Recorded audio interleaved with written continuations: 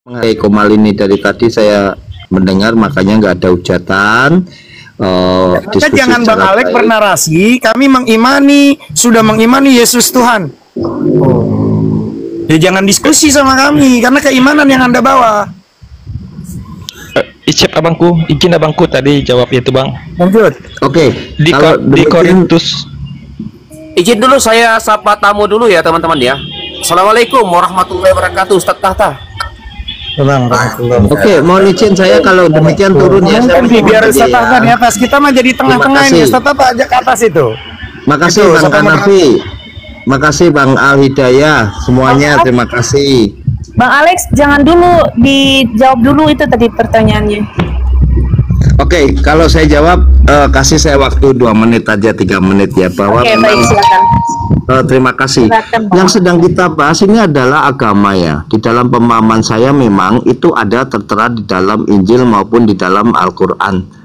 Nah, tentang masalah agama itu kalau bagi saya memang keimanan. Memang susah sekali untuk digali ya, berbagai hal macam pasti akan memunculkan perdebatan apapun yang akan kita ketengahkan. Memang saya begitu ya. Nah, kemudian lalu lebih lanjut, sudut pandang saya adalah semuanya itu melebihi daripada akal kita ya, yaitu manusia roh. Saya di sini ingin menyampaikan bahwa mohon izin silahkan berdiskusi tapi tidak menghujat, tidak berdebat yang kemudian akan saling menyerang. Itu aja pesan dari saya. Saya ucapkan terima kasih, di sini semuanya baik dan saya mengakui sekali lagi meskipun saya Kristen, saya mengakui kenabian daripada baginda Rasul Nabi Muhammad SAW. Itu saja dari saya. Terima kasih. Selamat dilanjutkan diskusinya ya. Ya Bang Alek. Jadi gitu ya Bang Alek. Kalau Bang Alek naiknya ke komal perdiskusian lintas agama dengan data, jangan ujuk-ujuk bahwa itu keimanan saya. Nggak akan ganggu kami. Mau nyembah sendal jepit, kancing baju, bahkan ban dalam jadi Tuhan, kami nggak akan ganggu. Gitu loh. Paham ya Bang Alek ya? Ini diskusi lintas agama yang literasinya dengan data di kitab suci baik Al-Quran, Tripitaka, Weda, bahkan Bible-nya tunjukkan secara akademisi yang membuktikan bahwa kau punya Tuhan dan di situ ada. Gitu loh maksudnya. Baik. Oke, saya boleh satu pertanyaan nggak? Atau 2 pertanyaan nanti panjenengan yang menjawab untuk hanya meyakinkan apa yang ada di dalam pemikiran saya itu. Anda sendiri sekarang ini sedang tidak tahu. Saya mau bertanya, boleh? Al Hidayah, tentu Anda memiliki badan, Anda memiliki jantung, Anda memiliki nama, Anda memiliki KTP, semuanya ada datanya di situ. Tensinya berapa, tingginya berapa, beratnya berapa, punya anak siapa dan lain sebagainya, orang tuanya siapa, mohon maaf. Anda memiliki data. Namun Bang Hidayah, saya mau tanya, Anda punya roh? Punya Pak Alek? Anda punya jiwa? Ada, mana datanya? Nah, itu aja dari saya. Ya, terima kasih. Ya, selamat berdiskusi. Renungkan Bang Alek. Saya ingatkan Bang Alek, yang ngomong bukan Al Hidayah, tapi di sini Muhammad Hanafi. Oke, itu aja Anda salah bertanya. Anda salah bertanya dengan orang yang keliru. Anda bertanya saja salah dengan orang yang keliru. Oke, karena Anda nanya sama Hanafi ya. Saya tanya sama Hanafi ya. Oke. Bang Hanafi, yang mengganggu pikiran Anda Bang Ale, saya jawab, Anda diam. Saya jawab, Anda diam. Enggak usah lah, saya enggak. Anda diam. Anda diam, kita akan jawab. Ini. Terima kasih ya. Semuanya. Udah, kalau takut Anda silahkan turun, kabur. Kita akan jelaskan secara logika. Teman-teman. Iya, dia bertanya tapi dia turun. Tidak apa-apa. Itulah yang mengganggu pikiran kita. Yang mengganggu pikiran kita karena kita selalu memahami Tuhan itu tetap pada dimensi kemanusiaan. Secara masa, waktu, tempat itu ciptaan Tuhan. Macam mana Tuhan itu sama, bahkan ada di ciptaannya. Itu yang mengganggu pikiran kita. Yang banyak dan berbeda itu adalah manusia menjelaskan tentang Tuhan. Secara Tuhan itu tetap Esa satu. Dan itulah yang harus kita gali, yang ada di rujukan dalil yang ada di kitab suci. Orang belum dijawab dia kabur. Kau melempar dan dia sembunyi kaki rupanya nih. Melani orangnya nih. Lanjut. Iya, izin sahabat tamu baru, Si Bungsu, Islam atau Kristen? Selamat malam. Si Bungsu. Islam atau Kristen? Selamat malam. Masih logging dia, masih logging. Masih loading ya. Oke, dilanjut aja dulu. Ustadz Tata mungkin mau bernarasi. Fadol, insya Allah. Ustadz Tata. Kita bahas Tuhan. Kalau mencontohkan dengan manusia gak bisa. Tahta punya roh, ya itu karena saya makhluk. Tapi kalau Allah, Asyura ayat 11, Keluaran 9:14, Yesaya 40:18. Tidak ada yang seperti aku di muka bumi ini. Dengan siapa hendak kamu samakan aku? Jadi Al-Quran dan Bible sama-sama tidak boleh menyerupakan Tuhan itu. Kalau kita mencontohkan manusia ya boleh. Tahta punya roh, punya jasad. Apakah kalau Allah gimana? Kalau Allah tidak ada yang seperti aku di muka bumi. Dengan siapa hendak kamu samakan aku? Asyura ayat 11. Laisa kamitslihi syai'. Bahkan Paulus sendiri mengaku orang yang menyamakan Tuhan dengan makhluk itu kebotolan. Roma 1:21. Nah gitu. Jadi tidak bisa. Oke, sekarang mau dialog apa? Ayo, lanjut. Iya, yang Kristen di sini Bang Yanto dari ya. tadi itu ada Ustadz Tahta tuh. Silakan kita nengahi Bang Yanto biar gantian, biar enak kan diskusinya. Jadi teman muslim nggak ada yang mau motong-motong Bang Yanto, dan silakan Bang Yanto diskusi sama Ustadz Tahta ini. Bang Yanto monitor. Apalagi sholat maghrib Bang Yanto. Enggak bangku, enggak. Lagi fokus Ya, dengan lanjut, orang abang-abang yang ini semua. Ya. Silakan Bang Yanto menguasai apa? Silakan nanti penguasaan Bang Yanto di Bible itu apa? Biar nanti bernarasi sama Ustadz Tahta. Silakan. Kalau ditanya penguasa bang, mohon maaf bang, ngecewain abang. Saya bukan ahli Alkitab bang, enggak menguasai.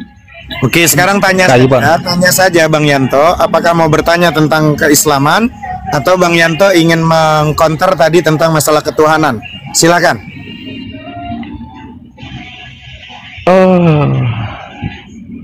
Nggak sanggup mengkonter abangku.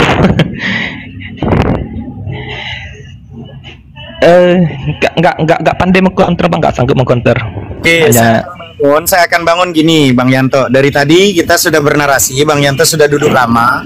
Pertama Bang Yanto, Islam itu adalah agama wahyu, yakni agama yang diturunkan oleh Allah. Itu yang merupakan rangkaian dari ajaran yang diturunkan para nabi sebelum Nabi Muhammad. Di dalam surat Asy-Syu'ara ayat 13. Wa yadu billah bismillah syara'a lakum minad dini ma wassa bihi Nuha walladzi awhayna ilaika wa ma wassayna bihi Ibrahim wa Musa wa Isa an aqimud din wa la tatafarraqu fi kabura 'alal musyrikeena ma tad'uhum ilaihi Allahu yajtabi ilaihi ma yasha wa yahdi ilaihi ma yunib. Jadi karena itu kebenaran yang terkandung di dalamnya Islam bersifat mutlak. Dalam arti tidak ada yang dapat diragukan sedikit pun dan dapat diterapkan sepanjang zaman. Bahkan untuk membuktikan bahwa Islam agama wahyu, penamaan agama Islam sebagai agama yang turun dari Allah ada di kitab suci. Maka di situ ada di surat Al-Imran ayat 19, wa ayatu billah innad dina indallahil Islam. Dan juga Al-Imran ayat 85, wa may yabtaghi ghairal islami dinan fala yuqbala minhu wa fil akhirati minal khasirin. Lalu Bang Yanto, sementara itu nama Allah sebagai Tuhan, sebagai konsep yang terpenting dari suatu agama juga langsung dari kitab sucinya, Innani anallah, surat At-Thaha. Nah, di sini bandingkan dengan agama, nama agama serta Tuhannya dinamai oleh manusia yang menjadikan sebagai Tuhan atau yang menciptakan agama itu sendiri. Faham sampai sini Bang Yanto narasinya? Paham bang, paham. Nah, itulah yang dituntut kalau memang dia itu benar. Agama, seumpama Kristen, ada nggak di Bible? Nama Tuhan, ada nggak mengklaim dirinya itu di situ Tuhan itu Yesus? Dan disitulah yang dituntut secara akademisi yang ada di kitab suci itu. Begitu maksudnya. Lalu Bang Yanto mau apa lagi nih? Apa yang mau dibangun lagi nih? Apa yang nggak paham ini? Semua yang abang sampaikan, saya paham bang, saya paham. Namun bukan berarti sama secara pendapat gitu sih bang. Dimana kalau saya pribadi sih bang, Tuhan itu adalah gelar karena untuk sesuatu hal yang kepadanya ya kita menghamba gitu.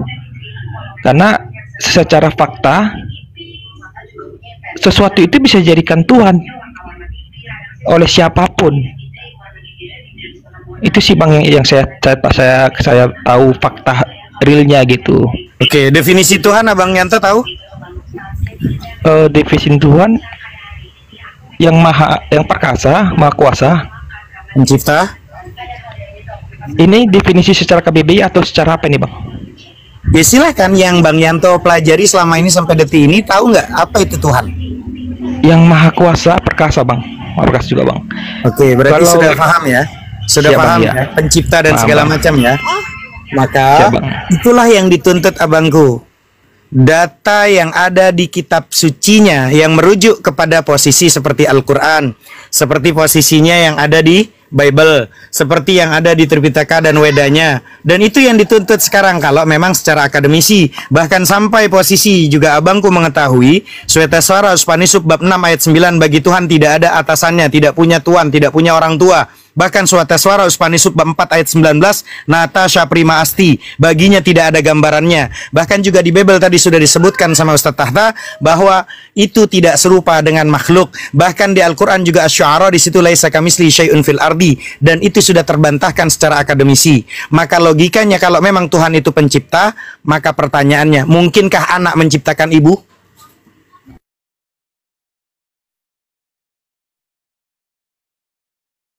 Silakan dijawab Bang Yanto. Mungkinkah anak menciptakan ibu? Tidaklah bang. Berarti Yesus Tuhan bukan? Tuhan bang. Tuhan. Maria itu siapanya Yesus? Ibunya secara daging. Oke. Kalau tidak secara daging maksudnya gimana tuh? Kalau tidak secara daging, secara gimana saya menjelaskannya bang ya? Ya ini kita pakai logika aja, karena kalau Benar, dalil benar, kan siap. data kan pasti Bang Yanto nggak akan mampu kan? Siap abangku, siap. Ya kan? Jika Maka secara saya ikuti dengan narasi secara logika. siap, Pertanyaannya, abangku, siap. pertanyaannya bahwa Maria ini juga wanita suci kan? Iya, wanita suci, wanita perawan. Oke. Pertanyaannya, Yesus itu Tuhan bukan? Tuhan abang. Berarti pencipta bukan? Iya, Mungkinkah ibu ini diciptakan sama anak? tidak. Ya sudah. Berarti masuk nggak logikanya itu? Masuk bang, masuk. Tadi bilang tidak, sekarang bilang logikanya masuk. Lanjutlah, Ustaz Tapi- Tahta. Tapi pertanyaannya kan bang, ini pertanyaannya berkesinambungan atau pertanyaan satu-satu terpisah? Ketika pertanyaan satu terpisah, jawaban saya itu, ya itu tidak menjadi kesimpulan untuk sesuatu hal gitu bang. Di mana posisi Bang Yanto meyakini bahwa Yesus itu Tuhan dari ujung kepala sampai ujung kaki? Yang mana yang Tuhannya Yesus ini? Yang mana Tuhan Yesus? Ya, Yesus ini kan Tuhan. Iya, Yang siapa, mana siapa, Yesus yang dibilang Yesus ini Tuhan? Yang mana? Dari ujung rambut sampai ujung kaki, yang menyebabkan Yesus jadi Tuhan tuh yang mananya? Ajarannya bang, ajaran dan perintahnya bang. Saya ulang lagi, Yesus Tuhan bukan Bang Yanto? Yesus Tuhan. Oke, yang Pas mana? tepat di bawah Yang mana pusarnya posisi? Ustad. Kenapa?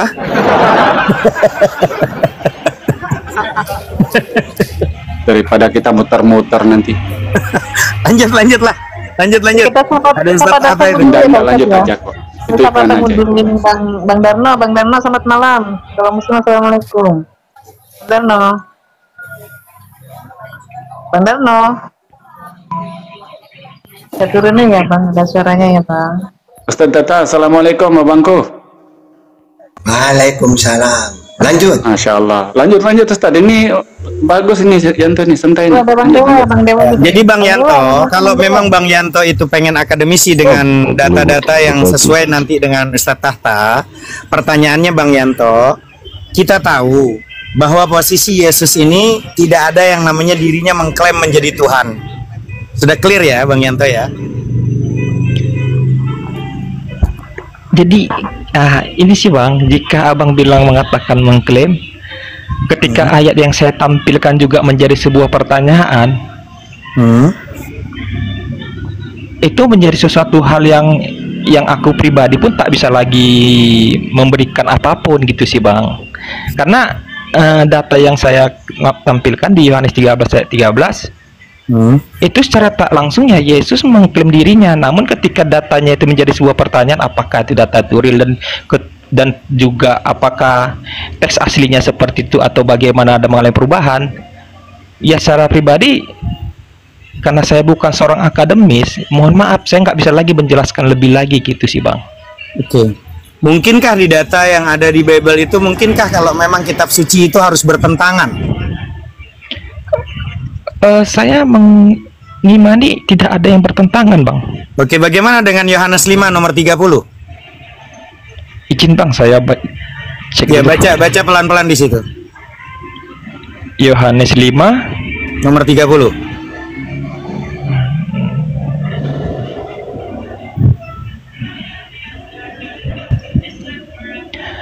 Aku tidak dapat berbuat apa-apa dari diriku sendiri. Aku menghakimi sesuai dengan apa yang aku dengar, dan penghakimanku adil, sebab aku tidak menuruti kehendakku sendiri, melainkan kehendak Dia yang mengutus aku. Iya, benar, Bang.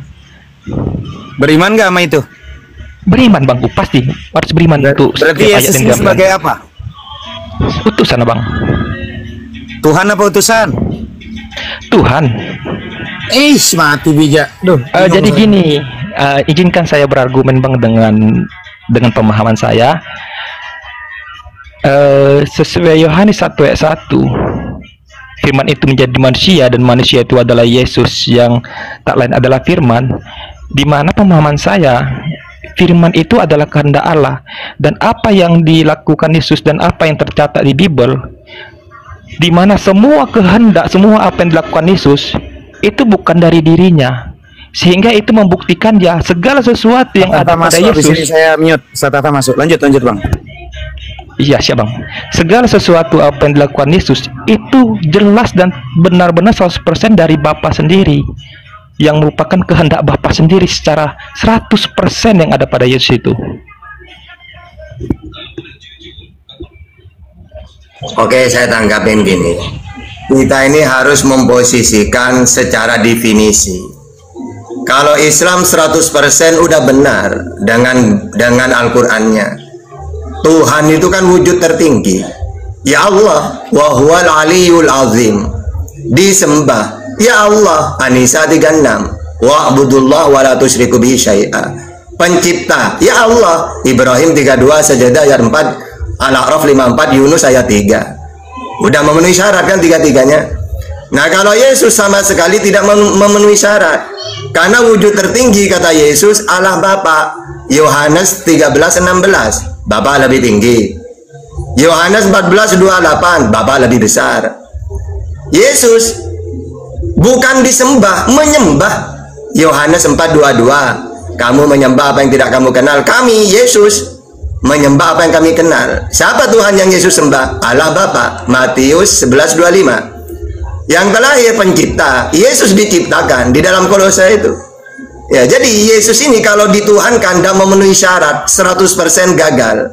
Kalau sebagai utusan lolos dia. Utusan apa? Penyampai firman. Yohanes 3:34. Yesus menerima firman. Iya, Yohanes 12:50. Bagaimana caranya menerima firman? Mendengar dia, Yohanes 15:15. Lalu diapakan firman yang dia dengar? Disampaikan, Yohanes 17:8.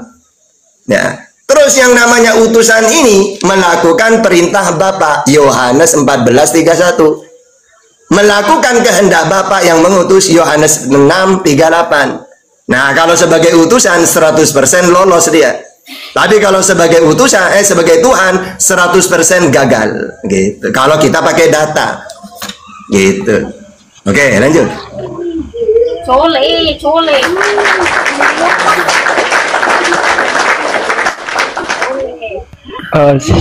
Siap Bang Tata. Jadi gini sih, saya nangkap kenapa di mana perbedaan pemahamannya. Perbedaan pemahamannya yang pertama sih, saya mengimani Bible itu sendiri. Itu yang pertama. Yang kedua, di Bible itu sudah tertulis Yesus itu siapa. Di Yohanes 1 ayat 1, dialah yang merupakan firman itu sendiri. Dan di Bible itu juga mencatat dan mengakui bahwasanya segala kehendak Yesus itu bukan kehendak dia. Itu adalah kehendak Bapa. Firman itu adalah kehendak Allah atau kehendak Bapa sendiri. Maaf, saya nggak mungkin kalau saya nyebut Allah tersinggung sih. Saya minta maaf, Bapa gitu. Firman itu adalah kehendak Bapa. Dengan bagaimana Bapa memberikan kehendaknya, menampakkan kehendaknya atau menjelaskan kehendaknya kepada siapapun dengan firman itu yang kita sebut firman. Dan Yesus sih gambaran firman itu. atau bisa dibilang Yesus itu ya firman Bapa itu sendiri. Lalu ketika orang abang-abang bertanya apakah bagaimana dikatakan Tuhan seorang utusan ini, yang saya Tuhankan dari Yesus itu adalah firman itu, firman Bapa itu sendiri, sehingga saya mengakui Yesus itu adalah Tuhan. Itu sih Bang. Oke, jadi pertama, Yesus ini firman atau kehendak Allah. Memang semua para nabi itu kehendak Allah, memang tidak bisa berbuat apa-apa sesuai Yohanes 5:30 tadi. Nah, emangnya para nabi itu kehendak dirinya? Ya tidak. Makanya tadi kan sudah kubilang, utusan itu melakukan kehendak Bapa yang mengutus, melakukan perintah. Nah, seperti Nabi Musa, Nabi Muhammad, Yesus.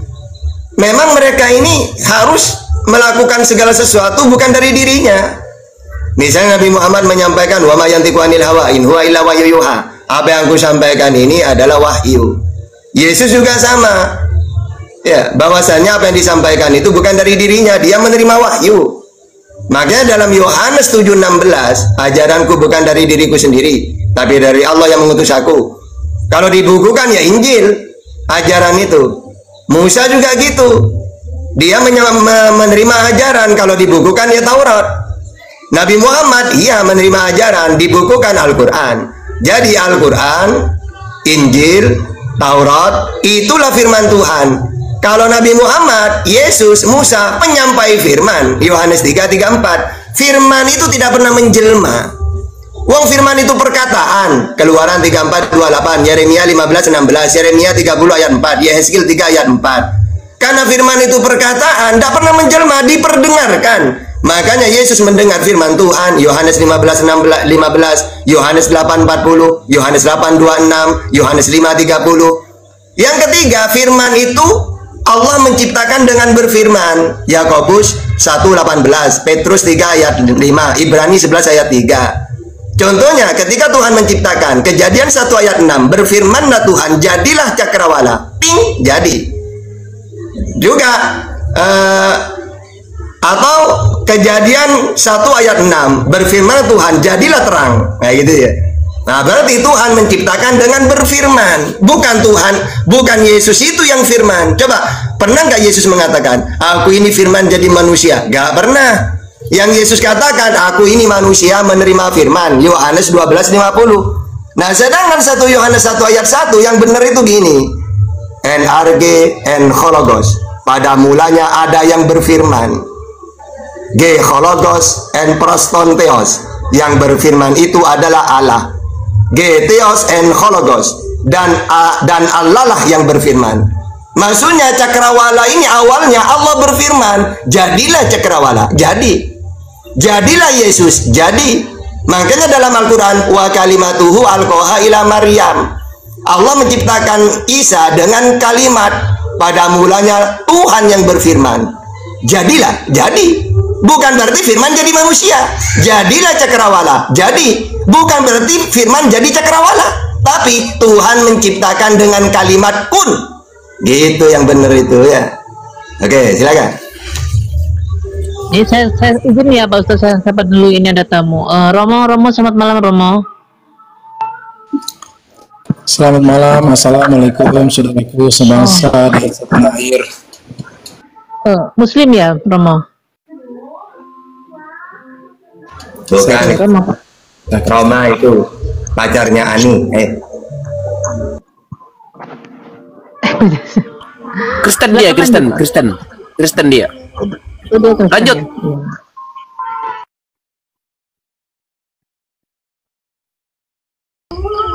Silakan Mbak Yanto, Bang Yanto, silakan ditanggapi Bang Yanto. Namanya di Romo sih. Itu gara-gara Bunda Wira itu namanya Romo lagi. Roma itu pacarnya Ani itu. Lanjut Yanto, lanjut. Siap Bang. Nggak kelihatan namanya.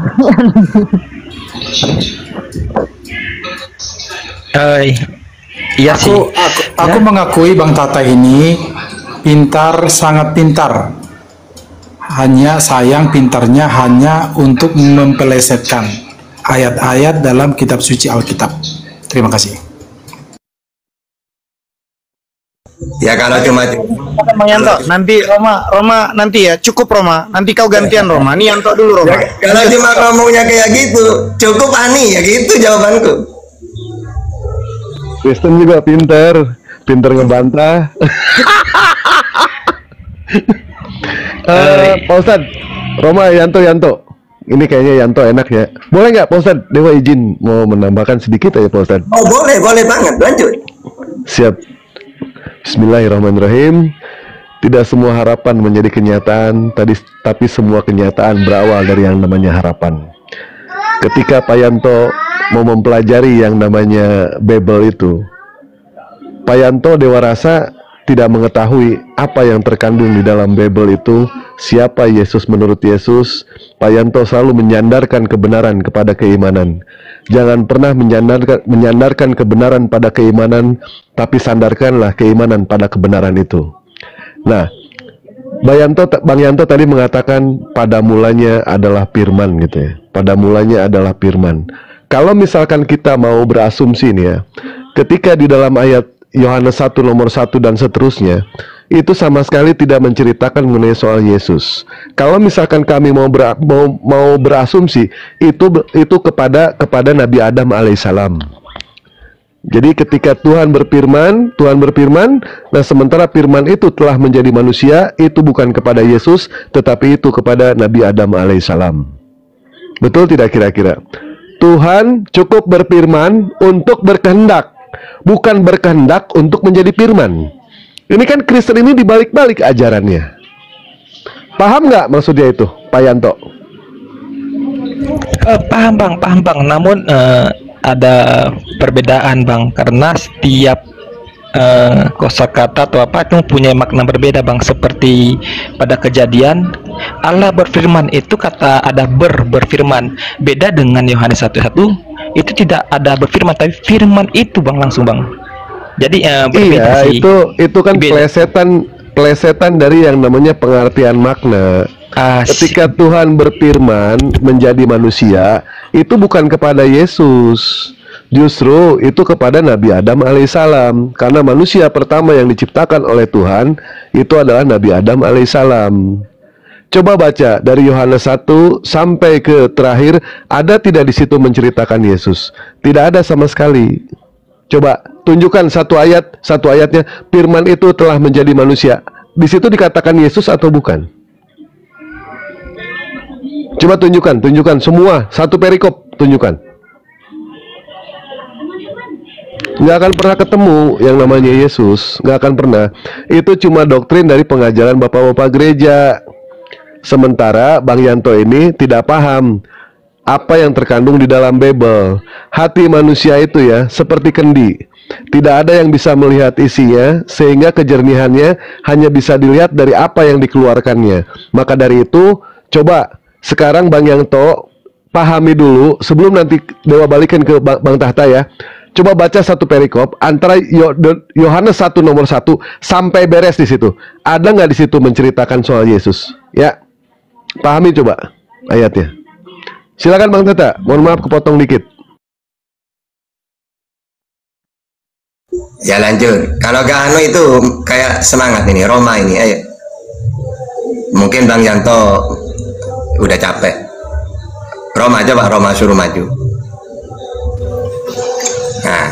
Ya, kalau teman-teman membahas tentang isi Injil Yohanes pasal 1 itu sudah sangat jelas ya. Jangan lagi dipeleset-pelesetkan, sudah sangat jelas bahwa pada mulanya sudah ada firman. Firman itu bersama-sama dengan Allah, firman itu adalah Allah. Nah, perlu mungkin saya jelaskan tentang firman. Firman dalam Injil Yohanes ini kan aslinya logos. Nah, dalam teologi Kristen, logos ini dibagi 3. Ya, logos yang menjadi logos yang adalah pribadi, itulah Yesus Kristus. Logos yang jadi tulisan seperti yang ditulis oleh Musa, Salomo, Daud, itulah grafe namanya, firman yang tertulis. Ya, firman yang tertulis. Lalu kemudian ada firman yang keluar dari firman yang merupakan ucapan yang keluar dari mulut Allah. Itulah namanya rema. Jadi kata firman pada Injil Yohanes pasal 1 ayat 1 ini itulah pribadi di dalam Yesus Kristus yang melaluinya ya Allah menjadikan langit dan bumi. Kan dikatakan dalam kitab Kejadian, ya, berfirmanlah Allah. Makin jauh ini orang ini. Berfirmanlah Allah. Dipotong aja bang, daripada kesesatannya makin menyebar luas. Anda yang sesat penalarannya, kok aku yang dibilang sesat? Iya. Jangan gitu Bang Dewa, jangan langsung takut, ya. Bukan. Daripada ini penyesatannya makin menyebar luas, mendingan kami potong, ya. Kan tadi saya mengatakan kepada Yanto, yang gentle lah kalau berdiskusi. Ya, tolong dipahami Yohanes 1 nomor 1 sampai beres, ada nggak di situ Yesus? Kan pertanyaannya itu. Sudah jelas itu di ayat yang ke berapa nih? Di ayat yang ke-14. Ayat ke-14. Firman itu telah menjadi manusia dan diam di antara firman itu dan kita telah melihat kemuliaannya, yaitu kemuliaan yang diberikan kepadanya sebagai anak tunggal Bapa, penuh kasih karunia dan kebenaran. Kemudian di ayat 17. Sebab hukum Taurat diberikan oleh Musa, sebentar bang, kebenaran datang oleh Yesus Kristus. Sebentar, tadi kan saya mengatakan apakah di situ ada nama Yesus atau tidak? Ternyata tidak ada. Nah, kalau misalkan mau saya berasumsi, di ayat 17 firman itu 17 sudah langsung Yesus di situ. Baik, ayat 17 ya, Yohanes 1 nomor 17. Sebentar. Kita lihat dulu ya. Hukum Taurat diberikan oleh Musa, tetapi kasih karunia dan kebenaran datang oleh Yesus Kristus.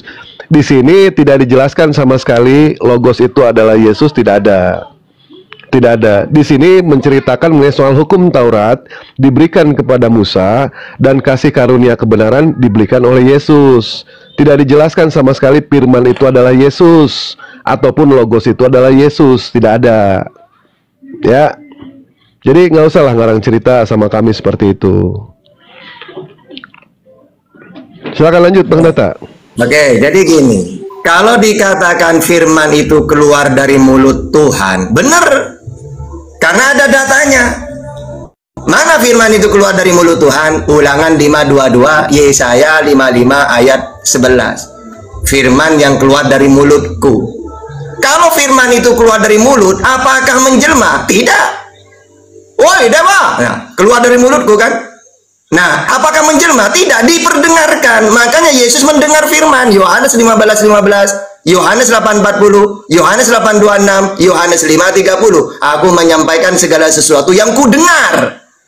Dengar dari mana? Dari apa yang didengar? Firman. Firman itu keluar dari mana? Dari mulut Tuhan. Woi, Bang Andi. Nah, keluar dari mana kata-kata ini? Dari tahta, mulutnya tahta. Apakah menjelma? Tidak, tapi oleh Bang Handi didengar. Gitu. Kalau Kristen enggak, firman keluar dari mulut Tuhan menjelma jadi manusia. Gak ada. Firman itu sifat, kalam itu sifat. Tuhan melihat, sifat. Dan mungkin melihat menjadi manusia. Tuhan mendengar. Mendengar ini sifat. Tuhan kuasa, Tuhan berbicara, berkata-kata. Ini sifat, tidak akan menjelma sifat ini. Gitu yang benar. Tapi sifat ini kalau mendengar ya untuk mendengarkan. Kalau berkata, firman itu perkataan, berarti untuk berkata-kata. Nanti perkataan itu didengar. Gitu, tidak pernah menjelma. Namanya sifat itu. Gitu, kalau kita pakai data. Gitu. Oke, siap. Maka saya akan menanggapi dari Yohanes pasal 6. Pasal 6 dikatakan di ayat yang ke 38 ya, 38 dikatakan, sebab aku ini adalah Yesus ya, sebab aku telah turun dari surga. Dia turun dari surga loh, bukan untuk melakukan kehendakku, tetapi untuk melakukan kehendak Dia yang telah mengutus aku. Nah, jadi ini ada korelasinya dengan Yohanes pasal 1 tadi. Firman itu bersama-sama dengan Allah, firman itu adalah Allah. Ayat 14, firman itu menjadi manusia. Nah, Jadi Allah yang bersemayam di tempat yang maha tinggi, ya, firman-Nya itu turun, berubah menjadi manusia sama seperti kita, gitu loh. Apalagi yang kamu dustakan di situ, Bang Tata? Jadi data-data kayak gitu mudah untuk disangka. Misalnya Yesus dari surga, bukan dari dunia. Maka di dalam Yohanes 17 ayat 14, mereka juga bukan dari dunia. Ketika dikatakan Yesus berasal dari Allah, maka mereka juga berasal dari Allah. 1 Yohanes 4 ayat 4. Bahkan di dalam 1 Yohanes 4 13, kita tetap di dalam Allah. Jadi Yesus bukan dari dunia, mereka bukan dari dunia. Yesus berasal dari Allah, mereka berasal dari Allah. Terus Yesus di dalam Allah, mereka juga di dalam Allah. Jadi ayat-ayat kayak gitu basi itu. Karena berlaku juga untuk mereka, bukan hanya kepada Yesus. Gitu. Lanjut. Nah, berbeda Bang Tata dengan kedatangan Yesus dari surga, ya. Kalau Bang Tata melanjutkan ayat berikutnya, maka dijelaskan di sana. Sebab aku telah turun, katanya dalam ayat 38. Kemudian disambung lagi ayat 39. Untuk apa dia turun dari surga? Ya, adalah supaya semua yang telah diberikan oleh Bapa itu kepada Yesus, jangan ada yang hilang, tetapi supaya ku bangkitkan pada akhir zaman, ya. Sebab inilah kehendak Bapakku, yaitu supaya setiap orang yang melihat anak, yaitu Yesus itu, dan yang percaya kepada Yesus beroleh hidup yang kekal, supaya aku membangkitkannya pada akhir zaman. Bayangkan Bang Tata. Bang Tata, kalau aku tanya siapa yang akan membangkitkan Bang Tata pada akhir zaman, pasti Bang Tata akan jawab, oh Tuhan, Allah. Tetapi Yesus berkata di sini, aku akan membangkitkannya pada akhir zaman. Artinya apa? Kualitas yang dimiliki oleh Allah untuk membangkitkan orang pada akhir zaman dimiliki oleh Yesus. Itu membuktikan bahwa dia adalah Allah itu sendiri. Siapa? Manusia atau nabi, utusan siapapun nggak pernah memiliki kualitas yang sehebat ini. Hanya Yesus yang memiliki kualitas untuk membangkitkan orang pada akhir zaman. Silakan. Oke, sekarang kalau memang Yesus itu adalah firman yang mana keilahian sendiri yang turun dengan tujuan supaya mereka tidak hilang, malah mereka hilang semua. Buktinya mereka menolak Yesus kok. Kalau Musa menyelamatkan Israel, berhasil dua-duanya.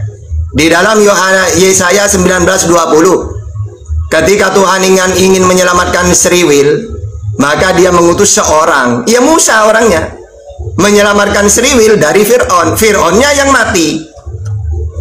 Terus Musa mengajak hidup yang kekal. Caranya supaya mereka umatnya mentuhankan Elohim. Mereka mentuhankan Elohim. Tidak hilang mereka. Berhasil Musa. Nah Yesus menyelamatkan Sriwil dari Romawi, penindasan. Yesusnya yang mati. Gagal. Hilang udah. Ya. Terus memberi hidup yang kekal bagi orang yang percaya. Yesus ditolak, malah mau dibunuh. Aku utusan untuk Sriwil. Matius 19:24. Gagal dia. Karena tidak mau. Sriwil tidak mau nerima dia. Berarti hilang dong mereka. Bukan malah selamat. Terus orang percaya hidup yang kekal sebagai utusan. Tidak ada sebagai Tuhan. Yohanes 17:3, Yohanes 5:24, Matius 19:16. Hidup yang kekal mengakui Yesus sebagai utusan. Nah Kristen, ya hidup kekal di neraka karena mentuhankan Yesus. Kata Yesus, hidup yang kekal mentuhankan Allah. Yesus sebagai utusan. Berarti gagal Yesus ini 100%. Di dunia gagal menyelamatkan Sriwil, di akhirat gagal karena tidak ada umatnya sekarang. Oh tahta, Kristen itu umatnya Yesus. Salah. Kristen ini merusak ajaran Yesus. Hidup yang kekal dirubah. Ya, hidup yang kekal Yesus utusan malah dirubah menjadi Tuhan. Nah gitu. Ini kalau kita pakai data. Gitu. Silakan. Bang Yanto mau menanggapi, silakan Bang Yanto. Jadi gini sih Bang, tidak ada, kami sih bahkan di Bible itu tidak merusak ajaran Yesus. Yang kami sembah, yang kami akui, kenapa juga kami sangat mengimani bahwa Tuhan itu adalah Yesus. Ajaran yang dia sampaikan itu sesuai dengan kehendak Bapa. Ajarannya itu baik, dan Yesus itu juga kita percayai tak pernah bercelah, tak berdosa sama sekali gitu. Jadi analogi saya sih Bang ya. Atas dasar apa sih saya mengakui bahwa memang benar Yesus itu adalah firman itu? Karena hanya Yesus satu-satunya manusia yang 100% melakukan kehendak Allah itu sepenuhnya tanpa celah, tanpa ada pelanggaran berdasarkan kehendak Bapa. Nah, bahkan nabi-nabi di kitab-kitab juga, nabi-nabi itu tidak diakui dia itu suci 100%. Hanya Yesus sih yang diakui suci 100%. Itu sih Bang. Oke. Akan saya buktikan bahwa Kristen merusak ajaran Yesus. Contohnya, saya kasih contoh ya. Dulu di Arab itu mereka tauhid. Ketika Abraham memperkenalkan Tuhan itu Allah, diteruskan putranya Ismail tauhid, menyembah Allah, meminta kepada Allah. Diteruskan Bani Jurhum tauhid. Mereka berdoa kepada Allah, menyembah Allah. Lalu di zamannya Bani Huza'ah, orang Arab terpengaruh oleh ajaran pagan. Mereka meminta kepada Allah pakai pelantara berhala. Padahal mereka tahu Tuhan itu Allah. Wala in sa'altahum man khalaqas samawati wal ard wa syakhkhara syamsa wal qamar la yaqulanna Allah. Ketika dikatakan kepada mereka orang Quraisy, siapa yang menciptakan langit dan bumi? Siapa yang menundukkan bulan dan matahari dan bulan? Mereka jawab Allah. Tahu mereka Tuhan itu Allah. Tapi ketika mereka ditanya,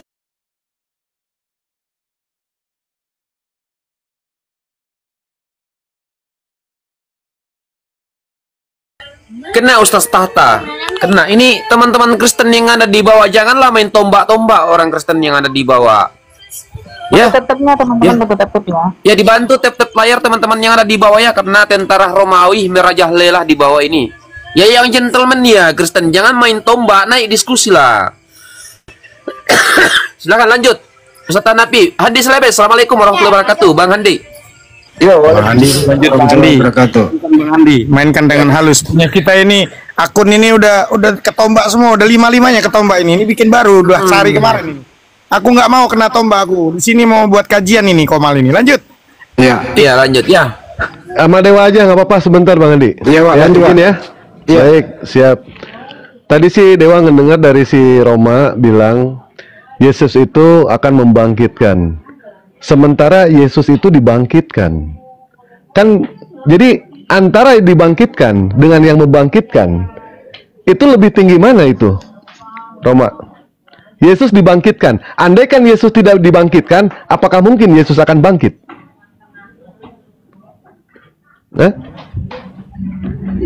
Yesus dibangkitkan atau bangkit sendiri? Yesus berkata dalam Yohanes. Sebentar.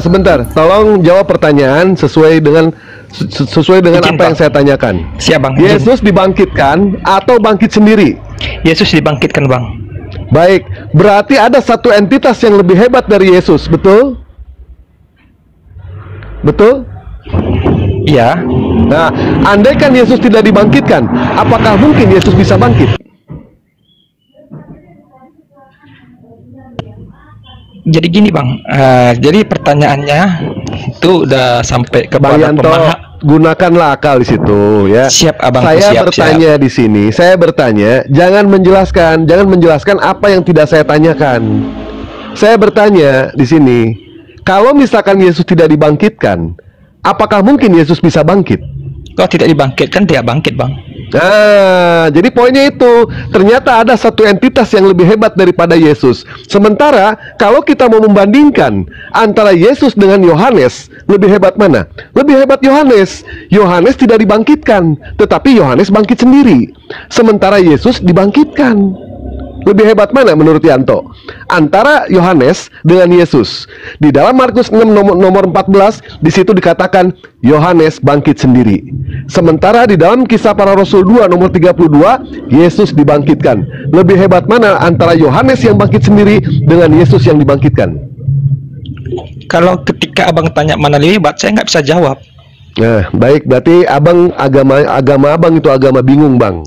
Enggak. Silakan abang baca Markus 6 nomor 14.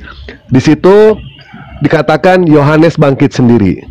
Iya, Nah, sementara kita akan menggugurkan, Bang, ya, menggugurkan apakah Yesus itu betul yang dikatakan sama abang, sama Bang Roma ataupun sama Bang Yanto, dia memiliki yang namanya ajaran kasih. Sebagaimana tadi dibacakan sama beliau di dalam Yohanes 1 nomor 27 ya, kalau tidak salah ya, Roma ya. Akan kasih karunia itulah diberikan kepada Yesus. Betul ya? Yesus mengajarkan ajaran kasih. Di dalam 1 Yohanes 4 nomor 18, coba baca dulu. Kita pakai data kita ya. 1 Yohanes 4 nomor 18. Baca. Tidak seorang pun yang pernah melihat Allah, tetapi 1 Yohanes 4 nomor 18. Oh, siap, itu yang 1 sorry Bang. Itu Yohanes 4 nomor 14 nomor 18. Di dalam kasih tidak ada ketakutan. Kasih yang sempurna melenyapkan ketakutan, sebab ketakutan mengandung hukuman, dan barang siapa takut, ia tidak sempurna di dalam kasih. Nah, pertanyaan saya, apakah Yesus kasih dalam diri Yesus itu sempurna atau tidak? Sempurna, Bang. Sempurna. Buka coba Lukas 22 nomor 44.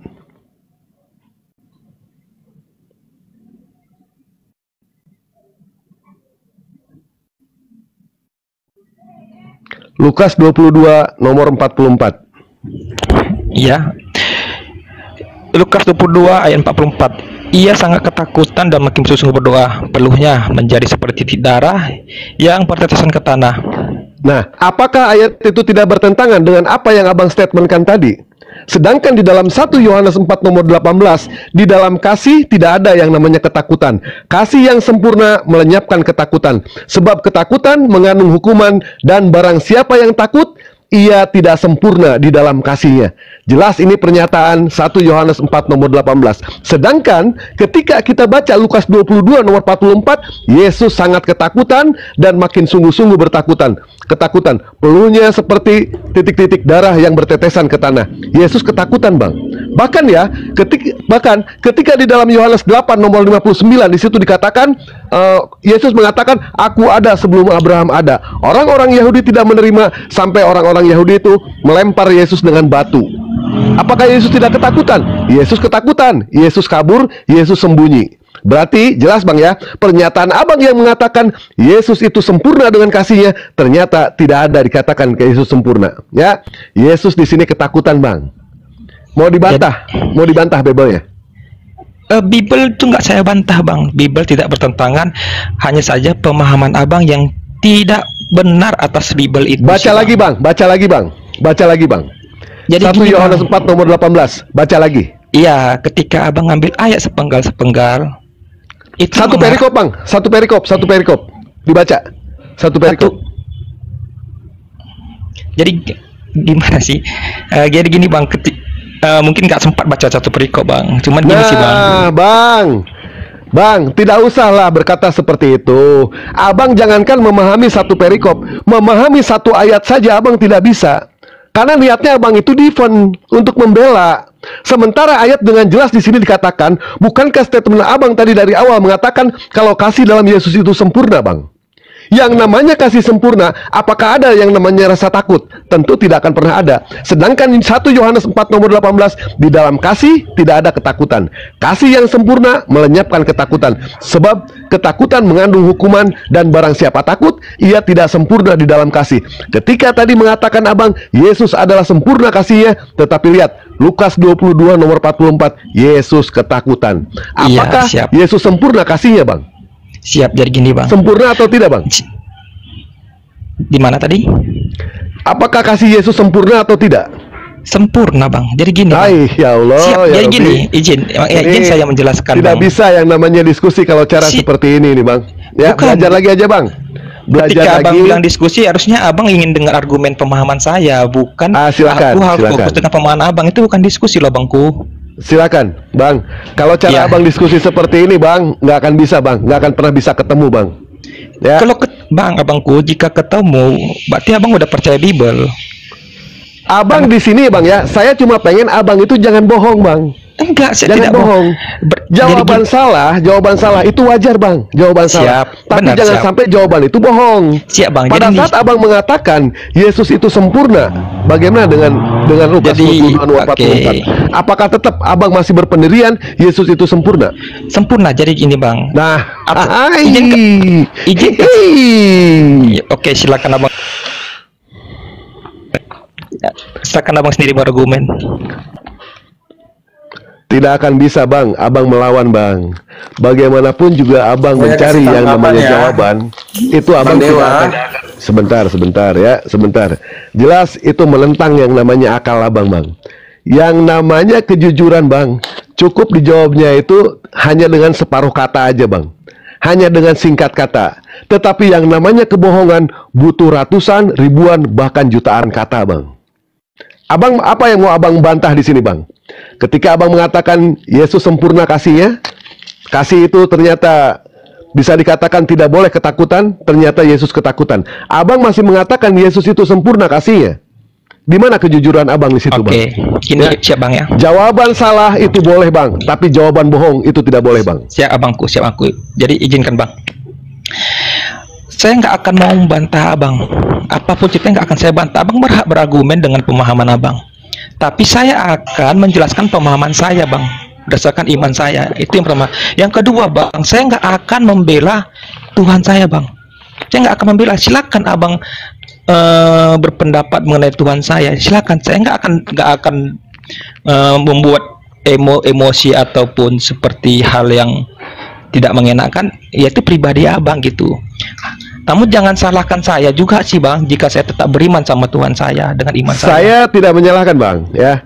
Abang buktinya abang dari banyak kata ini abang tidak sanggup bang untuk menjawab. Tadi abang mengatakan dengan iman. Baik bang, dalil abang tidak bisa berargumen. Kita bahas sekarang mengenai iman. Pak Ustadz Hanafi tadi mengatakan kalau kita membahas iman kita tidak bisa. Kata siapa tidak bisa? Bisa kita bahas iman. Kita pengen tahu apakah abang punya iman atau tidak? Saya tanya. Bang Yanto punya iman atau tidak? Punya bang. Punya iman. Coba buka Matius 17 nomor 20. Kita pengen tahu ya. Akal tidak bisa abang fungsikan. Dalil abang jelas-jelas abang bantah. Terakhir kita bicara iman sekarang bang. Coba abang buka Matius 17 nomor 20 bang. Kita bicara iman sekarang bang.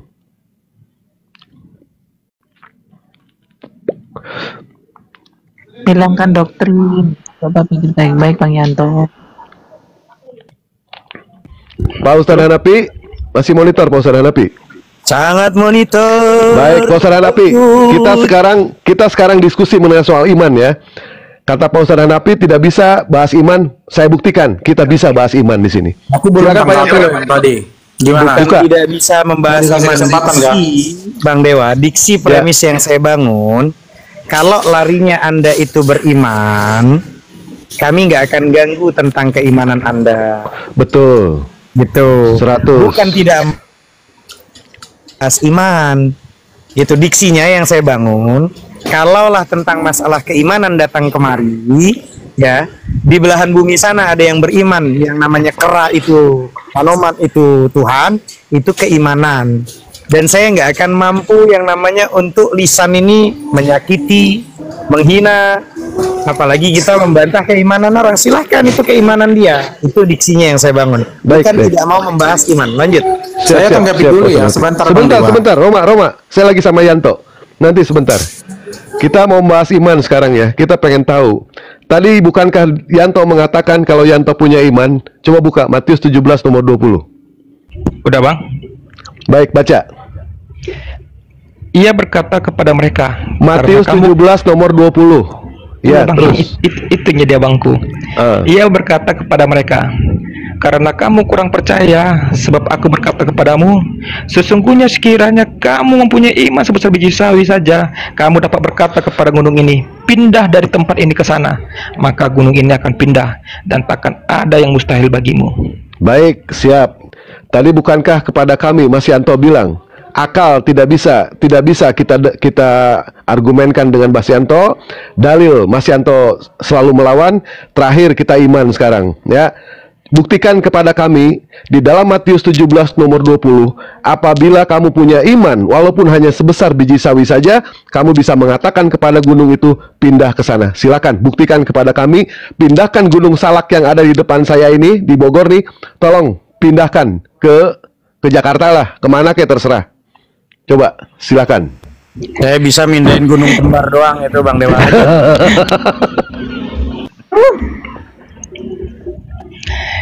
Coba buktikan. Pembuktian iman Bang ya. Ayat.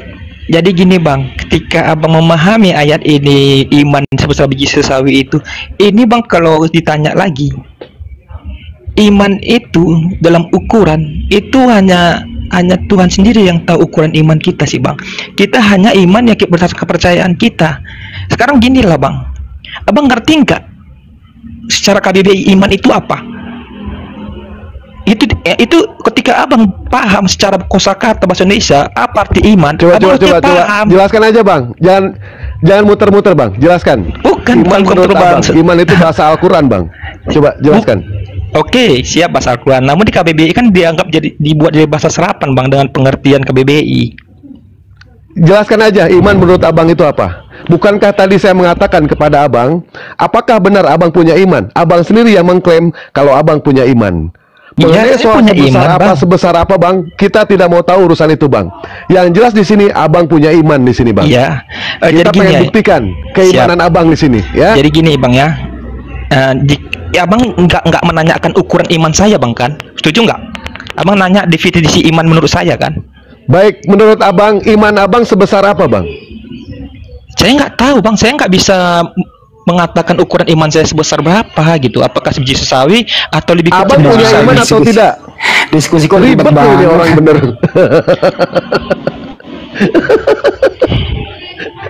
Sebetulnya musuh mereka tuh Bang Dewa, musuhnya umat Kristen ini, Oten ini, musuhnya adalah Bible mereka sendiri, bukan kita. Kita hanya bernarasi menyampaikan data di Bible, tapi musuh mereka itu adalah Bible mereka sendiri, itu masalahnya. Memiliki iman dengan kuantitas iman itu variabel yang berbeda. Jangan kamu samakan. Ini ya Allah, udahlah. Itu kan mengenai kuantitas iman. Kuantitas iman itu kan mengenai kuantitas iman memindahkan gunung. Beda dengan memiliki iman, gitu loh. Itu ukuran. Baik, alhamdulillah ya. Kalau iman menurut kitab suci kami itu sudah dalam Ibrani sebentar dulu. Lagi sama Yanto. 1. Sabar ya. Alhamdulillah kami di sini sudah membuktikan diskusi sama Oten. Ketika kita bicara dengan akal, dia tidak sanggup. Ketika kita bicara dalil, mereka bantah. Terakhir mereka mengatakan iman. Selesai kita. Apakah itu selesai? Tidak. Kita tidak selesai. Kita mau nguji keimanan dia. Ternyata iman mereka pun tidak ada sama sekali. Tidak ada sama sekali, ya. Sementara saya sudah memperlihatkan satu fakta di dalam Bible, saya sudah memperlihatkan bukti di dalam Bible, mereka semua membantah, akal dibantah, Bible dibantah, keimanan pun dibantah. Dewa pernah mengatakan, jangan melawan iblis dengan ilmu, karena iblis sangat berilmu. Jangan melawan iblis dengan fakta, karena iblis sangat pandai memutar balikan fakta.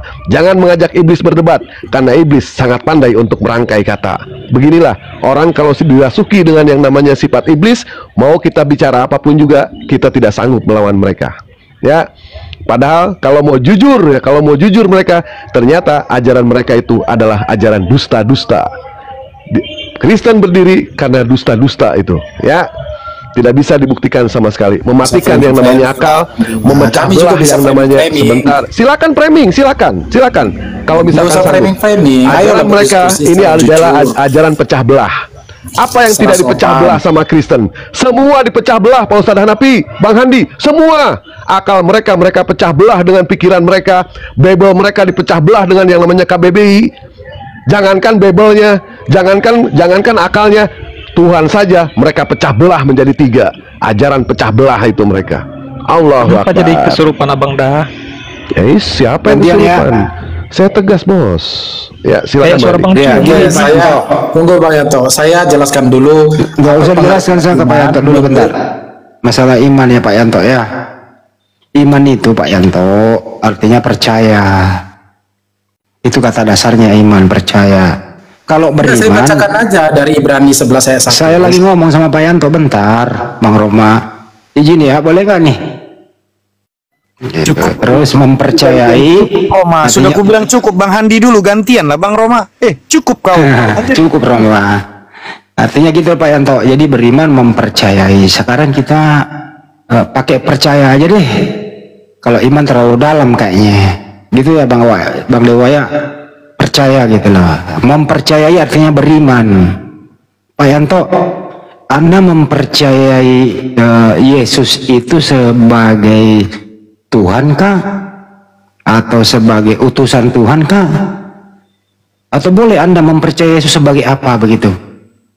Bisa Anda bicara sekarang, Pak Yanto? Silakan. Yesus itu utusan. Utusan.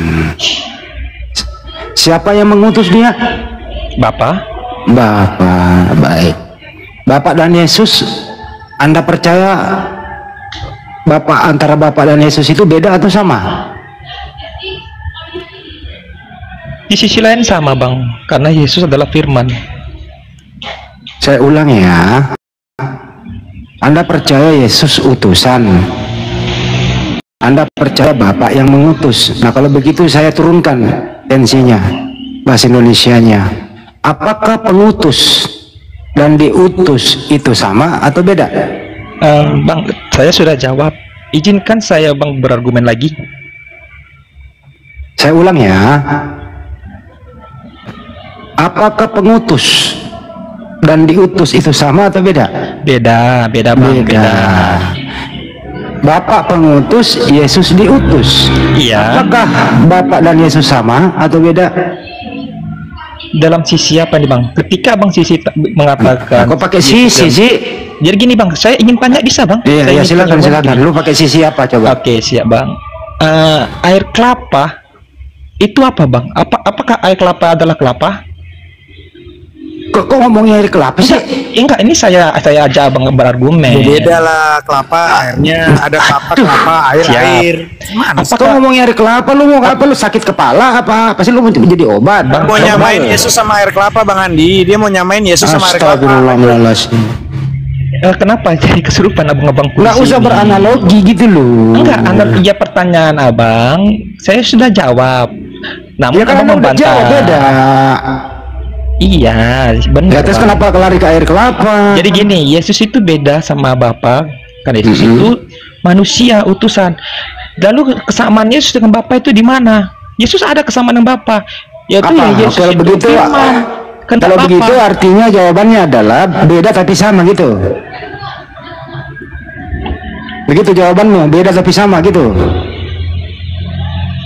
Gimana? Diralat jawaban pertama. Bapak dan Yesus beda tapi sama gitu. Deal? Gimana? Setuju? Lanjut aja berargumen. Bro, tadi dari awal kau bilang Bapak pengutus, Yesus diutus. Pengutus dan diutus beda. Bapak dan Yesus beda. Kenapa lagi berubah-berubah kamu? Atau mau dirubah beda tapi sama, oke? Gini ya bangku, ketika aku berusaha berargumen, kenapa banyak yang ngebantah gitu? Ya udah lu ngomong di air kelapa deh, silakan. Kita gantian kelapa. Udah lanjut Bang Yanto, kelapanya lanjutin. Ya, lanjut kelapanya. Kelapanya lanjutin kelapanya. Nah, terusin. Mungkin lebih haus ya. Silakan aja dulu Bang, silakan dulu Bang, entar lagi membuat kopi dulu. Ya udah ngomongin lagi air kelapa apa gitu lah, air kelapa. Kenapa? Ya udah lanjut air kelapanya atau air ketuban kayak gitu apa kayak lanjut. Air kelapa itu khasiatnya apa gitu loh. Bukan haus kan dia bikin kopi. Coba terusin Mbak Yanto, air kelapa. Kenapa? Air kelapa muda kah? Atau air kelapa muda itu paling enak tuh diminum saat buka puasa. Atau kalau siang-siang hari nggak puasa gitu. Nak puterik itu minum air kelapa. Kenapa air kelapa? Katanya bikin kopi Bang Handi. Itu sama Roma dulu aja Bang Handi. Kalau udah dijawab itu percaya diri lah. Percaya diri dengan jawaban. Kalau udah beda ya beda. Tidak ada yang namanya beda tapi sama. Ya beda ya beda. Sama ya sama. Begitu. Jadi nggak ada itu. Jangan Anda tidak percaya diri dengan jawabanmu. Inilah yang membuat tadi Bang Dewa lagi murka. Jawaban awalmu, ya, dan jawaban akhirmu itu tidak sinkron. Artinya apa? Kau tidak percaya diri. Karena kau dibayang-bayangin semua. Dibayang-bayangin dengan doktrin dari kecil. Tidak memainkan akal, tapi yang penting percaya. Jadi antara kepercayaanmu dengan akalmu itu bentrok. Jadi kemana-mana kau mengalami kesulitan hidup. Kecuali tentang duit. Kamu pasti tidak bentrok dengan akalmu kalau duit, makanan. Tapi kalau soal kayak gini, akalmu mati total.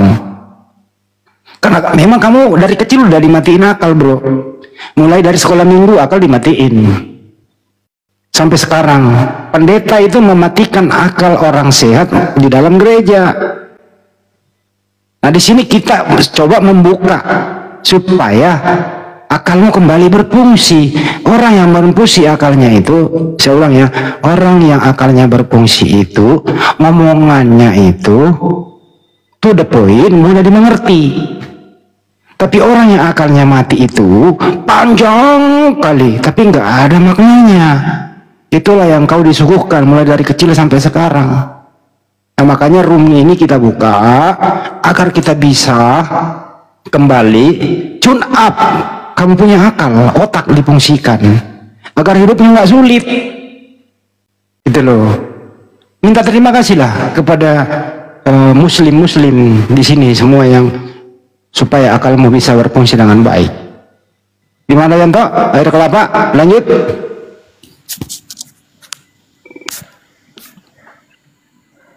Airnya diem kan kalau udah begini. Air Pokoknya kelapa, kalau udah kopi dia, air kelapa campur kopi. Lanjut. Yang lain dulu ya. Roma gimana Roma? Diam juga kan? Pada topik sangat sederhana loh ini. Oke. Antara ya. Menurut kamu bro? Saya tadi belum sempat, belum dikasih kesempatan memberikan tanggapan tentang Yesus yang dibangkitkan dan Yesus yang membangkitkan. Ya silakan. Oke? Ya silakan. Baik. Tadi kan di Yohanes pasal 6 bahwasanya Yesus kelak di akhirat akan membangkitkan orang-orang yang percaya kepada Dia, yang menerima Dia sebagai Tuhan dan Juru Selamat. Oke? Dan itulah kehendak Bapa. Lalu kemudian kalau kita lanjut lagi di pasal berikutnya, di pasal yang ke-10 ayat yang ke-17-18, apa dikatakan di sana? Ini saya bacakan untuk teman-teman semua. Ya, Bapa mengasihi aku, oleh karena aku memberikan nyawaku untuk menerimanya kembali. Bayangkan, memberikan nyawaku untuk menerimanya kembali. Tidak seorang pun mengambilnya. Ya cukup terlalu panjang. Tunggu dulu, bangkit kok tunggu nyawa dulu, lagi. Bang Andi. Tunggu Ini dulu, masalah bangkit udah kau udah jawab. Saya selesaikan dulu. Saya selesaikan dulu. Ini bukan gereja. Lah, gimana dong? Bang izin keluar Bang ya. Kembali ke topik. Menurut kamu Bapak dan Yesus itu sama atau beda? Tunggu dulu, ini aku silakan. bacakan dulu ya. Tidak seorang pun mengambilnya. Nggak perlu, kita udah baca semua itu. Lah gimana dong kita memberikan pertanggungjawab atas kamu nggak ditanyai. Kamu nggak ditanya itu. Alah. Itu tadi si Bang Yanto tadi itu lagi mau beli kelapa, tukang kelapanya lu di sini. Itu Yanto mau beli kelapa tuh enggak ada tukang kelapa. Lanjut. Kita fokuskan menurut kamu Yesus yang itu kuasa, yang dibangkitkan atau yang membangkitkan. Ini lu jawab, dengerin. Menurut kamu Yesus itu bangkit sendiri atau dibangkitkan? Nah itu lu jawab, coba. Dia bangkit. Bangkit sendiri atau dibangkitkan? Ya dia bangkit pada hari ketiga. Dibangkitkan atau bangkit sendiri? Mau dibangkitkan, bangkit sendiri itu sama saja bagi Di dia. mana tertulis dia bangkit sendiri? Tapi lebih kepada Nggak bisa diskusi ini. Enggak. Bego dia. Makanya izinkan Saya kasih data deh. Saya kasih data Yesus itu dibangkitkan. Kisah 2 nomor 32. Oke, dibangkitkan. Iya, dibangkitkan. Tapi kalau dibangkitkan, di mana datanya Yesus bangkit sendiri? Nah, ini saya bacakan. Ya, Saya bacakan ya. Yohanes pasal 10 ayat 18. Tidak seorang pun mengambilnya daripadaku. Mengambilnya ini maksudnya nyawanya ya. Melainkan aku yang memberikannya menurut kehendakku sendiri. Aku berkuasa memberikan. Itu bukan bangkit, itu pertukaran nyawa. Dengar dulu makanya. Saya minta data tertulis Yesus bangkit sendiri. Dengar dulu makanya. Jangan langsung ini kamu ngomong. Tadi ini saya tadi kasih data Yesus itu dibangkitkan. Datanya ada di Kisah 2:32. Yesus dibangkitkan. Kamu sendiri yang mengatakan Yesus bangkit sendiri. Datanya mana? Diskusi pakai data begitu. Ayo silakan cari. Ini kok data dipakai nyawa, salah terima nyawa gitu. Cari seperti apa yang kamu inginkan, apa yang saya inginkan ada kok. Yesus itu dibangkitkan ada. Ya udah, tapi aku juga bisa berargumentasi dong bahwa Yesus juga bangkit sendiri. Gimana datanya itu tertulis begitu? Makanya dengar dulu saya bacakan. Oke. Kalau nggak ada tertulis, saya niat. Kalau nggak ada tertulis Yesus inilah bangkit sendiri. Di mana datanya? Dengar dulu. Ya, saya coba. kan waktu Anda memberikan argumentasi, saya nggak memberikan argumentasi, saya baca data Kisah 2:32. Saya nggak berargumentasi, saya membaca Bible-mu. Iya kan, saya Yesus inilah dibangkitkan oleh ya kan Bapa. saya mempersilahkan aku dengerin dulu. Dengerin, saya baca datanya berdasarkan kenyataan yang ada. Yesus itu dibangkitkan. Kisah 2:32. Dengerin dulu, di sini kau cari. Yesus inilah dibangkitkan oleh Bapa. Sekarang kau cari datanya, Yesus inilah bangkit sendiri. Silakan. Maka silakan. Tolong izinkan saya membacakan ayat. Yes, kalau tidak ada bunyi, kalau tidak ada bunyi Yesus bangkit sendiri. Jangan langsung merah mukamu, Bang Handi. Enggak. Ini kamu cuma mainan kok. Saya anggap kamu apa namanya ya? Monyet yang mau terserah. Monyet yang nggak punya akal gitu. Ini terserah ya. Tapi kamu sendiri ngomong nggak ada data loh. Nah, saya membacakan ayat nggak ada data. Di mana datanya tertulis Yesus itu bangkit sendiri ya? Izinkan saya membacakannya. Ya silakan. Ya, oke. Tidak seorang pun yang mengambilnya daripadaku. Salah. Tunggu dulu. Salah. Kalau saya minta data Yesus bangkit sendiri. Ya sudah, dia dibangkitkan. Oke, ya udah. Mengalahkan dia loh. Berarti yang jongkok otaknya siapa? Lu. Ya sudah, oke. Jongkok otakmu kan mengaku kalah. Ya sudah, saya coba ikuti kamu. Ya, berarti dibangkitkan ya. Ya sudah, ya. Oke, jadi tidak ada data Yesus bangkit sendiri ya, tidak ada ya. Iya. Oke, kalau tidak ada ngapain lu paksa?